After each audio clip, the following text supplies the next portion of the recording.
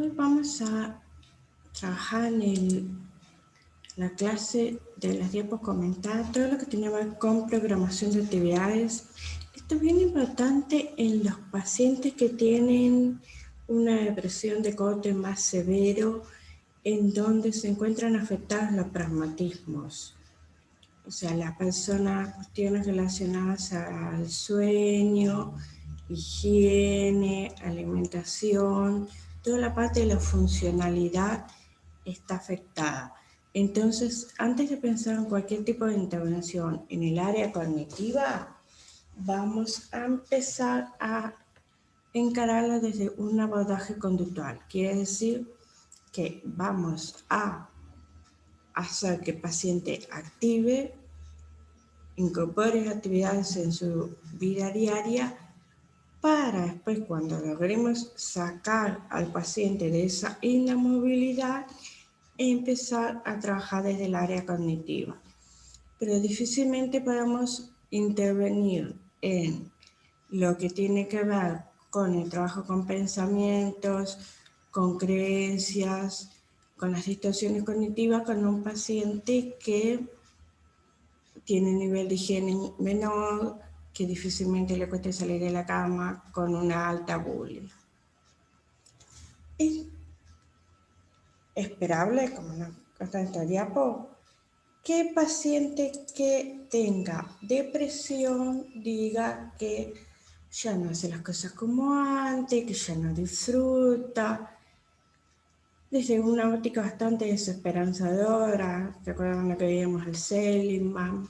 Esto no va a cambiar, yo ya no encuentro pensar en las cosas que realizaba hacer antes, ¿para qué voy a hacer esta actividad? Y con el dominio también importante de la autoeficacia, que lo vamos a ver con la sensación de dominio cuando veamos ahora más adelante la diapo de Beck, que siente, no, pero yo ya estas actividades ya no lo hago bien como antes. Sí, esto antes yo lo hacía bien, pero ahora no me van a salir, ¿para qué las voy a hacer? Y acá tenemos que ser los terapeutas muy esperanzadores.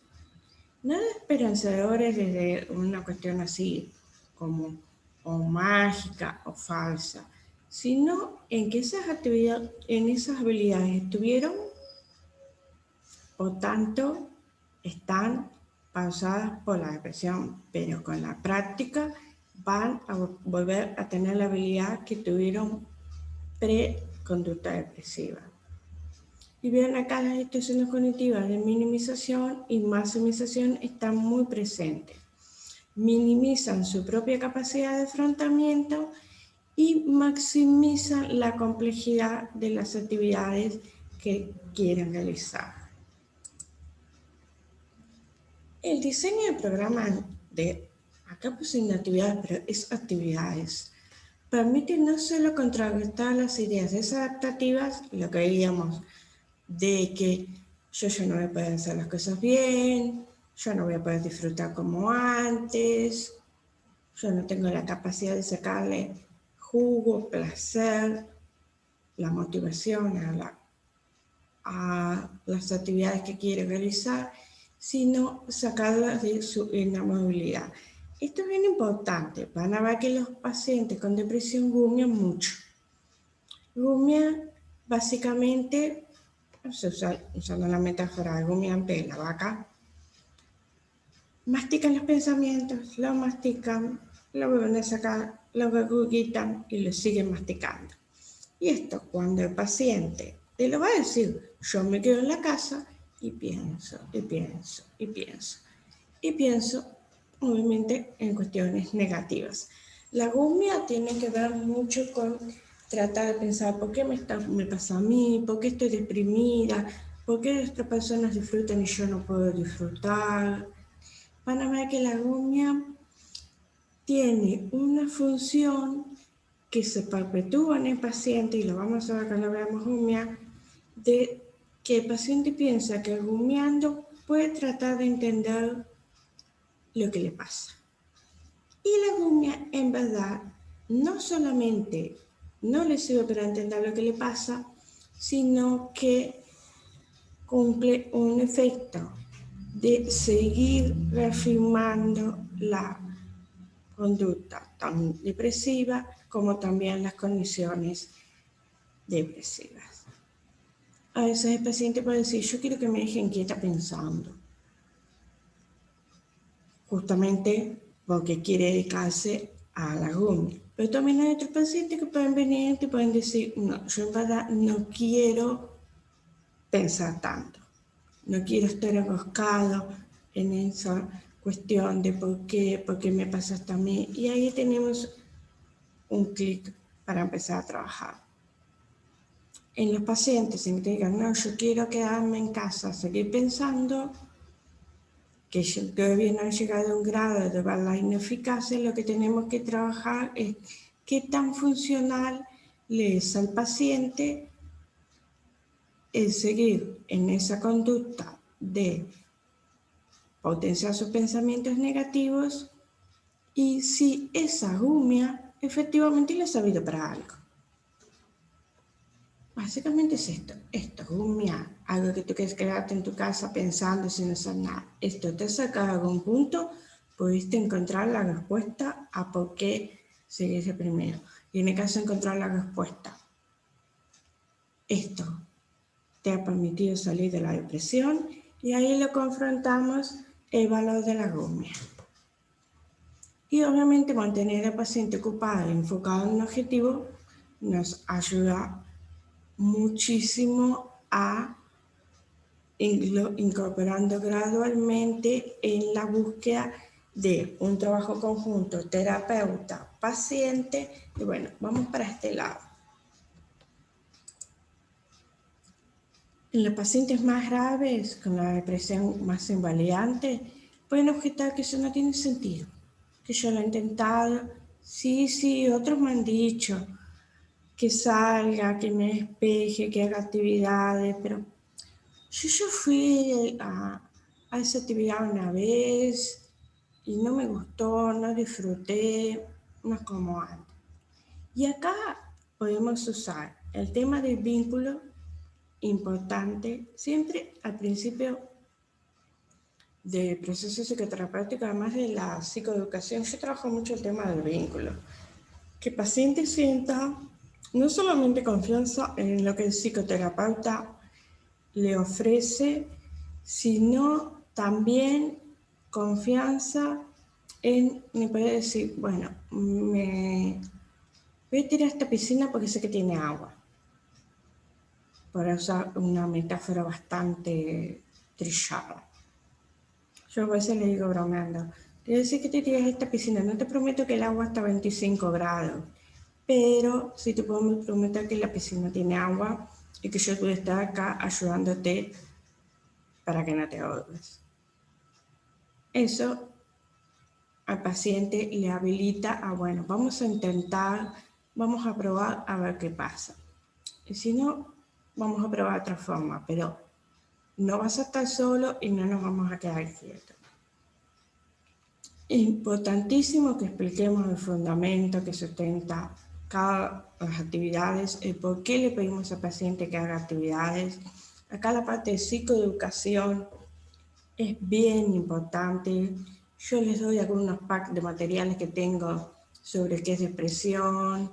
Yo trabajo mucho con intervención conductual, qué es la activación conductual. El aplicar actividades, qué significa, por qué le vamos a pedir esa actividad, para que el paciente no sienta que está haciendo cosas sin ton ni son, ni tampoco que no se le tome en cuenta su malestar. Vamos a elaborar una lista de actividades cotidianas. Lo que decía, se lo dije la vez pasada, yo estoy tomando algunas cuestiones de la vez pasada para que no quede cortado el hilo de la clase.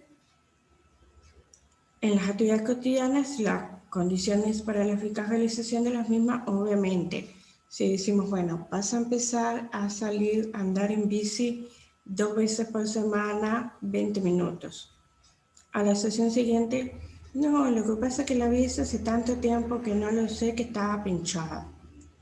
Bueno, antes de hacer la lista de actividades cotidianas, tenemos que ver si efectivamente si tiene la bici, si se acuerda que tiene que salir, si tenemos que poner una alarma.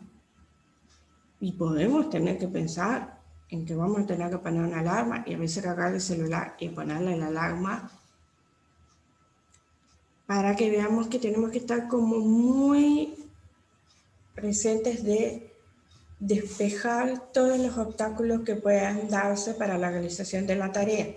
¿Por qué? Porque el paciente a la sesión siguiente puede venir y decir, justamente me olvidé, tenía pinchada la bici, me surgió un contratiempo y no me acordaba, y en verdad el contratiempo era predecible. Porque el paciente al principio puede encontrar que fácilmente obstáculos interfieran con la tarea, porque el paciente todavía no tiene como incorporado la realización de las mismas.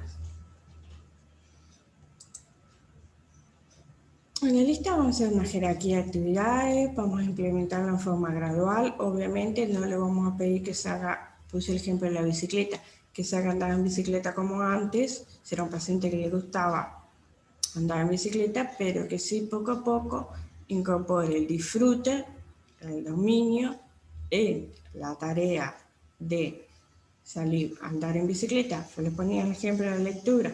No le vamos a pedir que lea La Carga de la Paz de Tolstoy, como de repente lo sea antes, pero sí que puede empezar o con cuentos cortos, con la tapa de un libro, con la contratapa, el prólogo. Yo les digo, bueno, quiero que para la próxima sesión me hagas, bueno, ¿en qué consiste? Me cuentes en qué consiste el prólogo. O algo más sencillo, en qué dice la contratapa, la solapa, como para ir propiciando el acercamiento gradual. Las tareas tienen un porqué, un sentido para el paciente. Obviamente no tiene sentido que trabaje la lectura en alguien que no ha tenido desarrollado un hábito de disfrute, difícilmente lo conecte con algo con sentido. Siempre las actividades graduadas tienen que ser actividades que son significativas para el paciente o en un momento previo a la depresión lo fuera. Acá esto es bien importante. No es que al principio que vamos a sacarlo de la depresión de uno rápidamente. Eso se va a ir desarrollando. Lo importante es que el paciente realice lo mejor posible las actividades previstas. Aun cuando no las haga todas, pero que poco a poco se vaya incrementando su sensación de autoeficacia y de poder hacer las cosas. No, yo antes me vivía quedando en la cama y ahora hago pequeñas salidas a la plaza, chiquitas pero las estoy haciendo. Es importante que el contexto refuerce esos pequeños logros del paciente y para eso es importante también tener comunicación con la familia, el paciente. Esto que digamos que es común que haya una mejoría en el funcionamiento global del paciente antes que una mejoría cortisubjetivo. El paciente va a empezar a mejorar en los pragmatismos antes que el paciente identifique que va saliendo de la depresión. Y también podemos ver mucho en la familia que digan, vemos que estás haciendo más cosas, estás haciendo más actividades, antes que el paciente note eso mismo. Obviamente a muchos pacientes, a mí me ha pasado muchísimo, yo siempre les pido un registro de cómo es su línea de base actual en su rutina. Y el paciente que tiene una rutina muy empobrecida, me va a decir, no, es que me da vergüenza, yo no hago nada en todo el día. Bueno, acá es muy importante, obviamente lo que les decía, de que el paciente se sienta en confianza en el vínculo terapéutico, continentado, validado, que validado no quiere decir validar su situación actual en el sentido de que no realicen un cambio, sino que validamos su malestar, no el hecho de que la situación como está la siga manteniendo, sino validamos tu malestar, pero vamos a hacer cambios sobre el comportamiento. Bueno, vamos viendo, como todo, esto nos exige un nivel de flexibilidad. ¿Cuáles actividades producen impacto en su ánimo? Hay actividades que vamos a ir viendo que se repiten de una vez y no realizan un cambio en el estado de ánimo o no son funcionales. Las descartamos y vamos incorporando actividades moviéndonos en la medida de la sensación de satisfacción, de dominio, de placer. Esto Beck maneja las puntuaciones de dominio y agrado. Esto lo vamos a ir viendo en la siguiente diapo. Y en las actividades que estén de su agrado, que preste atención cómo se va sintiendo a medida que estas actividades de disfrute las va realizando. Porque también en la medida que el paciente se incorpora en las actividades de disfrute, que lo podemos además potenciar con el mindfulness, el momento presente, mindfulness, uno se pronuncia de diferentes formas, y el paciente al llevar la atención a través de lo que es la atención plena o conciencia plena a las diferentes actividades, va disminuyendo la atención hacia las emociones negativas acerca de dicha actividad.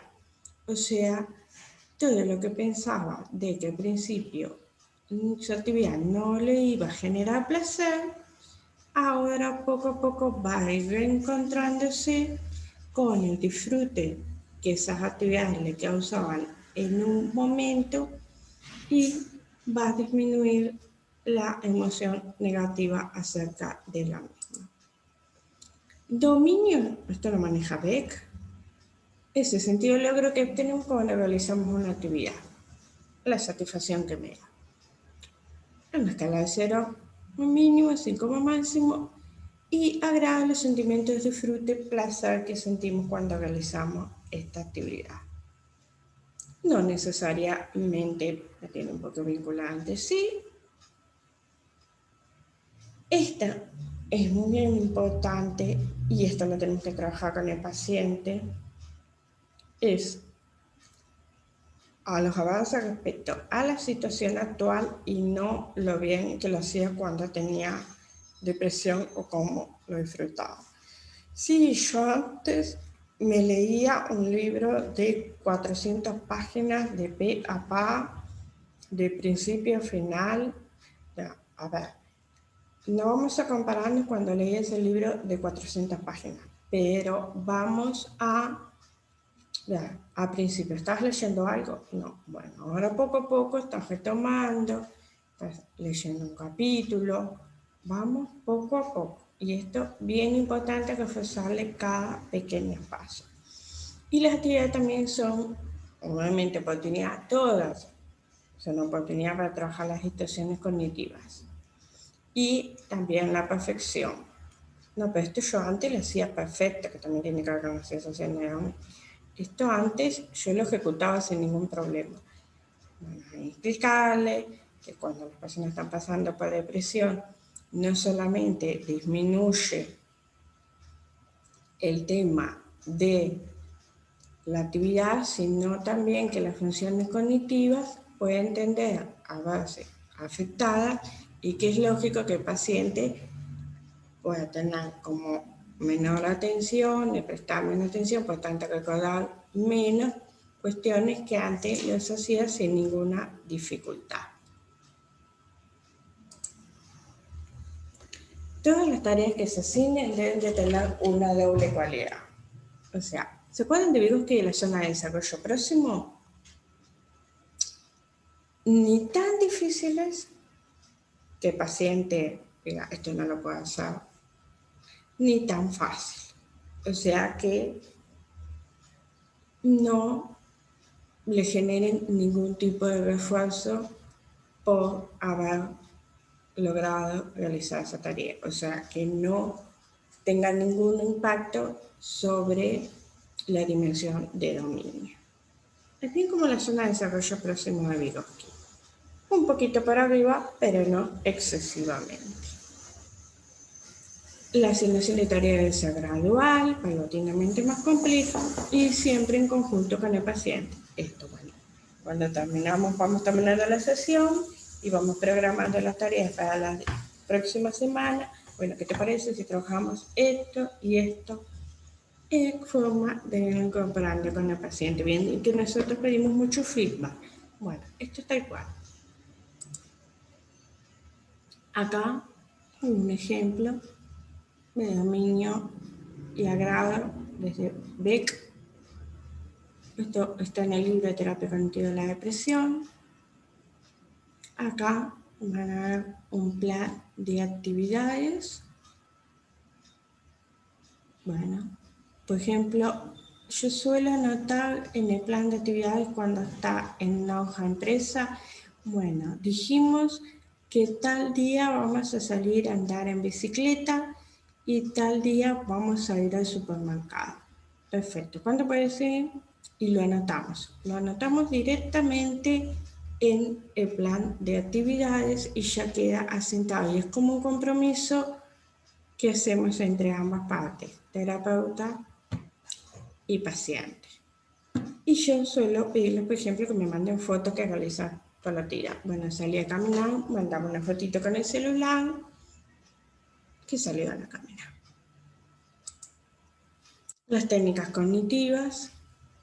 Podemos pasar de entrada a las técnicas cognitivas y no pasar por las conductuales, porque a pacientes que tienen traumatismos conservados vienen distintas actividades, son funcionales, pero sí tienen distorsiones cognitivas, esquemas dispersógenos, las creencias centrales están en el marco de lo que es la triada cognitiva de la depresión, creencias sobre sí mismo, sobre el futuro y sobre el entorno, que tienen que ver de corte negativo, esto no va a cambiar, yo soy así, esto no se va a modificar. Y obviamente los usamos con complementariedad las técnicas conductuales y acá el papel verbal de la dinámica es mucho mayor, obviamente. La parte de la psicoeducación, importante, que el paciente sienta de por qué estamos haciendo lo que estamos haciendo. Yo veo que muchas veces en pacientes en terapia me dicen, a mí lo que me gusta porque yo sé que siento por qué hago lo que hago, o para qué voy a hacer lo que voy a hacer. Hay un sentido en nuestra intervención y eso también le da como muchísima seguridad al paciente. Proporcionar evidencia usando la experiencia, ejemplos, usar muchos ejemplos de paciente.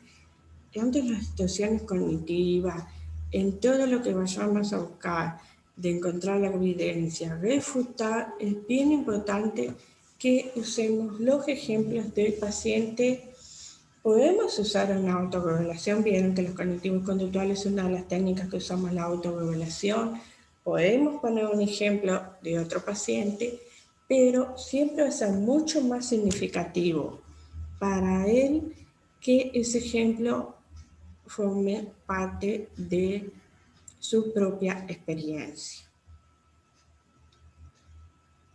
Acá lo vamos a ver, la interpretación negativa, y acá lo vamos a poner muy en juego cuando veamos las distorsiones cognitivas, las creencias irracionales, lo vamos a ir cada una de estas trabajando. Obviamente nosotros no hacemos interpretaciones, pero los cognitivos conductuales no hacemos, no, usted debe hacer esto porque tal cosa, sino que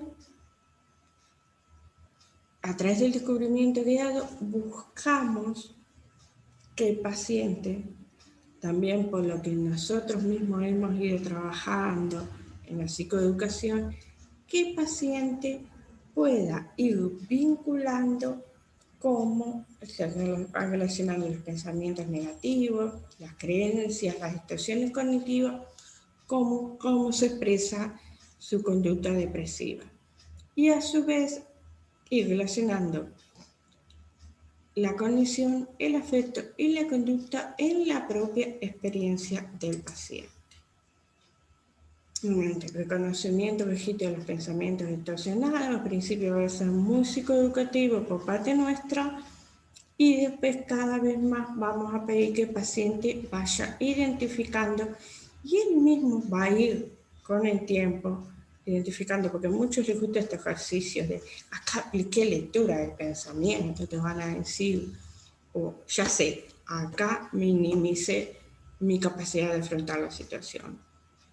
Y esa toma de perspectiva los ayuda muchísimo a pudiendo reconocer lo que le está pasando y pudiendo despegarse para encontrar una propuesta más alternativa y realista. Discriminante los pensamientos y las situaciones, porque como veamos no son las situaciones lo que nos causan malestar, sino la forma en que nosotros pensamos sobre esas situaciones. Y acá realizamos tareas para el domicilio, registrando, haciendo el registro de las cogniciones, de los pensamientos, en qué situaciones se dieron esos pensamientos y qué respuesta más adaptativa y racional podría el paciente encontrar respecto a esa situación. Ejemplo, me puse muy triste porque cuando estaba hablando con mi amiga, veía que mi amiga se distraía y no me prestaba atención. Mi amiga me estaba aburriendo, sentimientos, tristeza, malestar. La situación es, mi amiga la veo, está como distraída, mira el celular mientras estoy hablando. Bueno, ¿qué otro pensamiento alternativo más adaptativo racional? Capaz que mi amiga tiene un compromiso importante,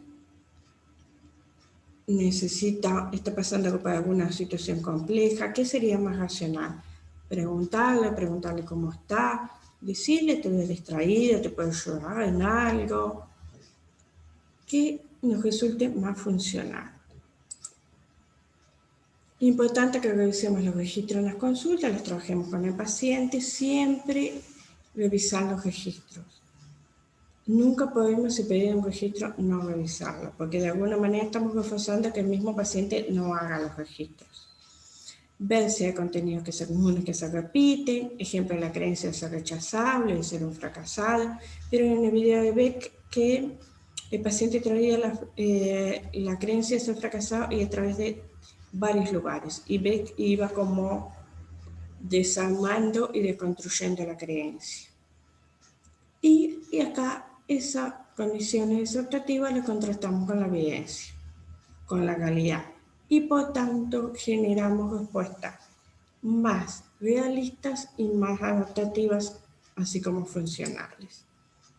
Acá, al ir anotando las situaciones conocidas, el paciente experimenta un cierto alejamiento de los efectos que le producen, y el objetivo es incrementar la objetividad, una toma de perspectiva respecto a sus propias condiciones, sentimientos, emociones, las conductas inadecuadas y evitar que esa interpretación sea distorsionada. Acá van a ver un registro diario de pensamientos distorsionados, de situaciones, emociones, los pensamientos automáticos que se generaron, con la respuesta más adaptativa, y después de que vean esa respuesta más adaptativa, cómo yo me voy sintiendo. En caso de que uso, situación, estado de ánimo, un pensamiento automático, evidencia que apoyan el pensamiento caliente. El pensamiento caliente es ese pensamiento automático. Esto es así, mi amiga no me está hablando, mi amiga se está distrayendo, eso es porque yo la aburro, eso es porque no soy una buena amiga, no soy una amiga válida, una amiga que las demás quisieran tener. Evidencias que no apoyan el pensamiento caliente no vendría a comer conmigo o a tomar café si pensara que soy una mala amiga. Otras veces hemos podido conversar sin problemas. Sé que ella está pasando por determinada situación. Es el pensamiento alternativo compensatorio y cómo me siento con el estado de ánimo. Prevención de recaídas. Poco a poco, a medida que el paciente va avanzando, vamos espaciando las sesiones, primero quincenalmente, mensualmente. Vamos viendo cómo aplicar las herramientas incorporadas, cómo el paciente se va sintiendo competente, eficaz. Y esto tiene que ser trabajado. No es que, bueno, te voy dentro de 15 días ahora. Le vamos a ir reforzando los avances y le vamos a explicar por qué vamos a vernos cada 15 días a partir de ahora y no como veníamos, para evitar justamente la sensación de abandono. Porque justamente lo que nosotros poco a poco lo vamos a ir sacando la terapia en lo que tiene que ver en el proceso para empezar a favorecer lo que es la autoterapia. Que quede el espacio abierto, yo siempre digo, igual siempre tenés la oportunidad de mandarme un mensaje y tenemos una sesión. Esto es muy importante, hablar con el paciente, qué va a pasar, si siente que hay una recaída, que las recaídas son esperables, que pasan, que esto no quiere decir ni que él ya no tenga remedio, que la situación nunca vaya a cambiar, que sea inmutable. Las recaídas siempre las tenemos que abordar desde un punto de vista esperanzador, que es una oportunidad también para ver las herramientas que adquirió, para ponerlas en juego. Recordar que tiene herramientas, anotarse, bueno, ¿qué puedo hacer si tengo una recaída? Tengo mindfulness, relajación, puedo programar actividades, puedo hacer los ejercicios de rumia, puedo empezar a encontrar búsqueda de pensamientos alternativos. Acá lo van a encontrar en el libro de Beck, de terapia cognitiva de la depresión, y acá. ¿Qué puede hacer? No, lo van a encontrar en el libro de Principios Básicos de Terapia Cognitiva de Judith Beck, pero acá se los paso. Esta vez tarjetita, yo o les doy una muy similar, le hago alguna modificación para que el paciente se la lleve y la tenga en la billetera. Puedo pensar todo lo peor, que esto no va a salir, pero también puedo revisar mis apuntes, recordar que procesos son parte normal, que procesos son parte del proceso, que es normal. Puedo poner en juego de las herramientas, ver cómo me voy sintiendo. Puedo ir en una sesión de autoterapia, sentarme, ver todos lo que ya hablamos con el terapeuta de qué puede hacer. Y puedo llamar a mi terapeuta, contarle lo que estoy haciendo y si él me puede hacer alguna intervención o en caso que sea necesario tener una sesión. Para la próxima, en la clase, vamos a ver las críticas al modelo de Beck. Yo les voy a mandar 2 casos. Quiero que los casos lo vean a partir del modelo de Beck. Les voy a mandar 2 casos de depresión distintos, pero muy sencillos, y veanlos a partir del modelo que vimos de terapia cognitiva de la depresión. La próxima clase yo les quiero mostrar algunos modelos como son activación conductual, que hablemos algo de rumia, para que vean otras herramientas que se pueden incorporar al proceso terapéutico y que son bien interesantes. Nos vemos la próxima.